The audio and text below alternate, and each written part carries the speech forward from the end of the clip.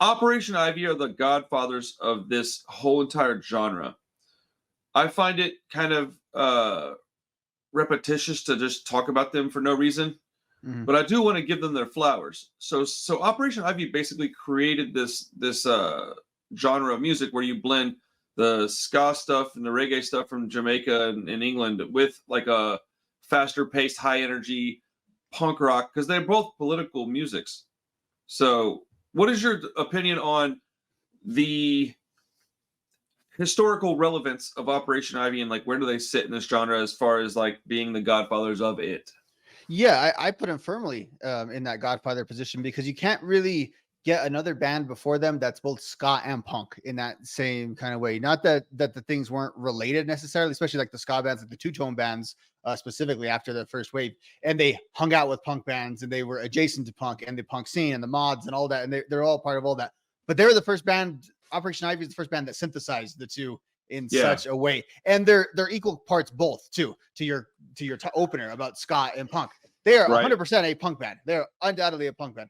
They're also pretty undoubtedly, unless you don't consider ska a ska band, and they right. basically birthed both of those two genres. And the reason why I think the genres of like pop punk and ska goes together is because of Operation Ivy, because it all comes off of Operation Ivy, and that is the common thread of why a band like a Less Than Drake and I don't know, name your really underground ska band that has a little bit of punk on them, even like just an Against All Authority, can be considered the same genre of music because of Operation Ivy. That is the link. Right.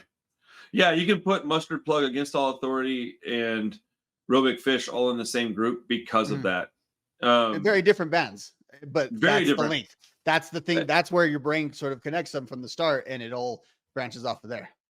You can tell how important they are based solely on the fact that over the next 60 to 90 minutes, we're going to probably mention them another 15 times, and it's going to Mhm. just become repetition at that point. But it's something that, since we're doing a top 5 ska punk bands list, I wanted to mention it because I didn't put them on the list. I don't feel like you need to.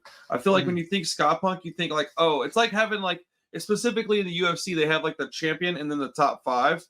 Mhm. It's because the champion's the champion, and then the top 5 are chasing that person. So it's like Op Ivy's the champ of whatever weight class they're in, which I would consider them the heavyweight champs. But everybody else is chasing that glory. So yeah, I just wanted to give Operation Ivy their flowers. I think that they're due the flowers. Every time we get a chance to talk about them, I think it's important to do so. They've given us some of the best music, and then they birthed another band that is my favorite band. So like without Operation Ivy, my entire life would be different. And since we're talking about it, this wasn't planned at all. Look what came in the mail today, dude. Oh shoot! Look at that. I know, bro. Like it's a total bootleg, but Yeah. I'm so game. Like I'm Yeah. so down. I cannot wait to watch this. I'm gonna put it on a big old TV with surround sound. It's gonna be awesome. Enjoy it. Yeah. Yeah, yeah. If I can get a copy made, which I might, I'll be sending you one of those too, sir. Yeah, for sure. Oh, dude, if I can, yeah, I will 100% send you a copy of that. So